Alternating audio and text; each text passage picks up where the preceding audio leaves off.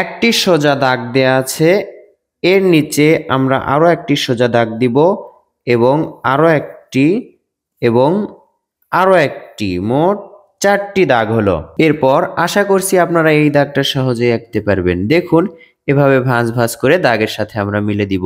এই দাগগুলো থেকে আমরা সুন্দর কয়েকটি বই ড্রয়িং করব।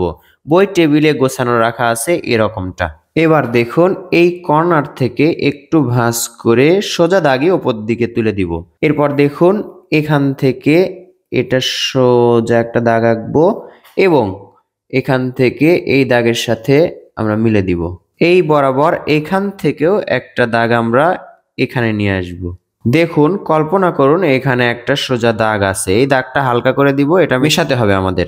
এভাবে এই দাগটাও উপরে তুলে দিব এবং এখান থেকে এই দাগটাও আমরা উপরে তুলে দিব। এরপর এই দাগটা দেখুন একটু করে ভাঁজ করব, 2 3টা। তাহলে দেখুন সুন্দর 3টা বই আঁকা হলো। তো বন্ধুরা এভাবে আপনারা পারফেক্ট বই ড্রয়িং করতে পারেন কৌশলে।